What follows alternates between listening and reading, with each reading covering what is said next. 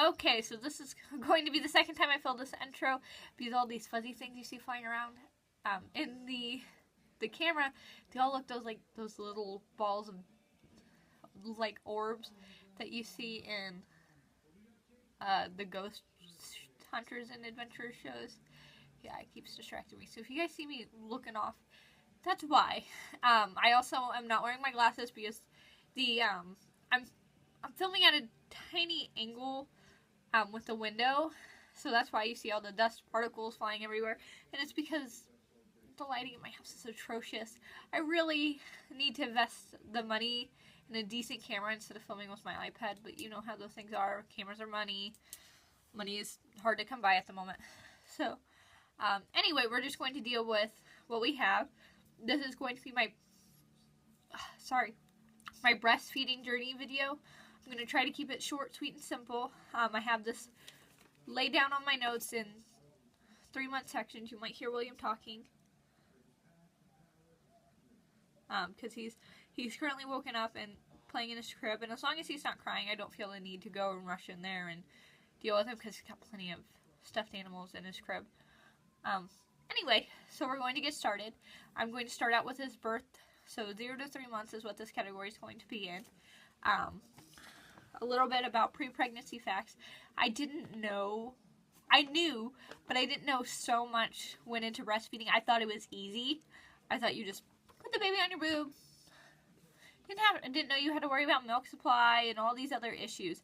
And I think that's more on my fault because they would have told me these in like pregnancy classes and breastfeeding classes like they suggest you to go to when you're pregnant, but I didn't go. I didn't have time. I was working 40 plus hours a week, and I didn't have time. My only knowledge of it is you put the baby on there. I knew all the benefits. I knew all about this. I knew you had to introduce a bottle at this time. That was it. And so William was born. He was born in the early morning, and we didn't really have any troubles at the start until further on. And in the hospital, my hospital sends in lactation consultants every day that you're there. The problem with the ones I seem to have is they weren't willing or didn't want to do their job. Then they didn't ask me the questions I think they needed to. The only thing one of them did was, do you have a hand pump? Do you have a pump at all? I said, no, I didn't have a pump. She gave me a hand pump. That was it. So other than that, I really was not prepared. Because William was born with a bad latch. I think that has something to do with he's got an upper lip tie. It is one, I think they call it a grade 3. I can't remember. But it goes in between his teeth. It's not severe where he can't move his upper lip, but I'm finding with his speech, it's a little jarred or messed up because of it. And he just had a really bad latch, and I didn't know how to fix it. I didn't know what you did with a bad latch. And so I went to the only thing I knew about, and that was I read that nipple shields could be used for bad latches. And so I had my mom, who was up here from Mississippi at the time, go buy me one. I didn't know that if you didn't know all of the pros and cons, and I do have a video solely about the nipple shield, and I will link it down below so that you get more of the pros, the cons. But basically, one of the biggest cons is it can decrease your milk supply, and I did not know that. I didn't tell his pediatrician he was using the nipple shield because I didn't feel there was a need for it. So here we're going to roll around to 3 to 6 months. So at this point, William was gaining weight like normal, steady pace, and then we go to his 3-month checkup, and she noticed that he was still gaining weight, but he was gaining weight slowly, and he was dropping on that percentile chart, which, mind you, I don't think they were using the one for breastfeeding babies, because when I'd go to a different appointment that was my lactation, his pediatrician had him on the 5th, and she had him in the 30s. So I don't think she was using the right chart, but that's a different story. So with the note that he was slowly gaining weight, she sent us to a lactation consultant to make sure that it wasn't me and it was just him. So there, the lactation consultant discussed with me about low milk supply because She'd weigh him, he'd nurse, and she'd put him on the scale, and he was only gaining 2 ounces. So she was talking about me things to do. I waited 2 weeks with the instructions that pump after every feeding. Didn't know that you should do that. I thought you were only supposed to pump once in the morning. Pump after every feeding. Store up that breast milk, and then after each nursing, give him some of that stored breast milk so he has more. Which William did not like bottles, so at this point he was rejecting bottles really bad. And I did introduce the bottle. I introduced that Avent natural bottle to him. The appropriate time, which is 6 weeks, so I don't know what his deal with. William is a very stubborn little boy, so I think that's just my son.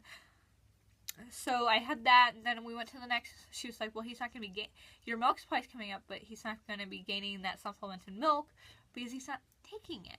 So I don't have any of this stuff with me, but what she gave us was like a little tube, and you put the bigger end into a cup of milk, and when he was latched on nursing, you shoved the other one into the side.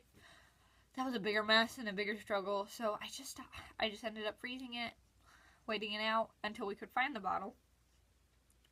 And then we got my milk supply brought back up. I learned things that I could do. I started taking fenugreek, which if you never take fenugreek is a struggle in itself because every person is different.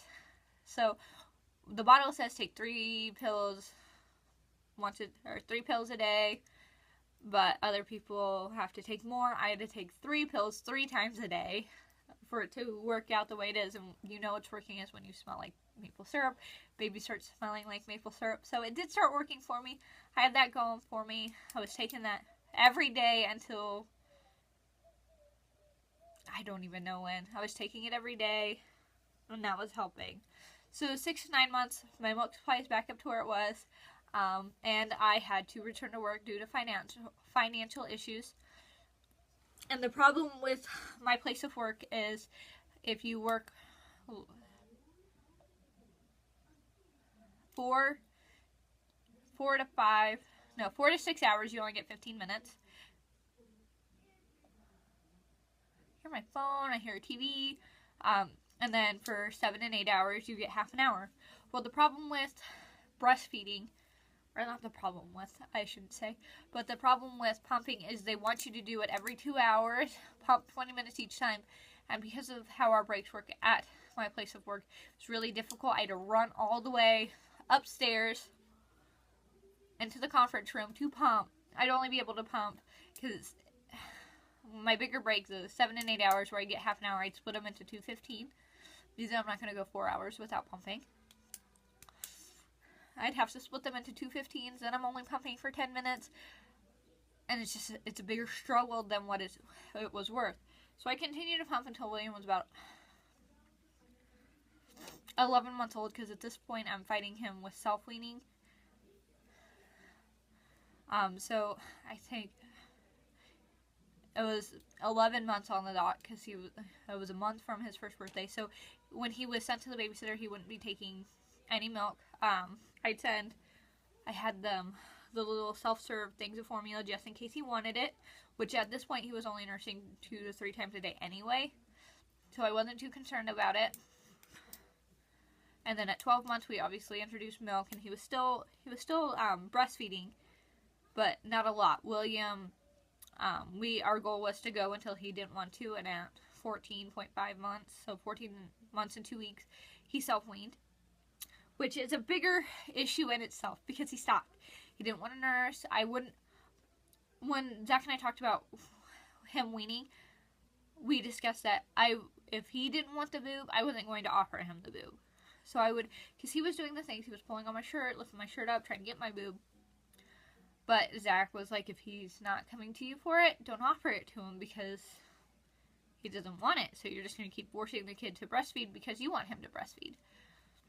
Which may sound really bad to a lot of you, but that's really what seemed to work for us and what seems to work for a lot of people I watch talk about self-weaning. So he stopped nursing at 14 months, 2 weeks, and then I noticed 3 weeks later he was doing that. He was grabbing at my shirt. By this point my milk had dried up.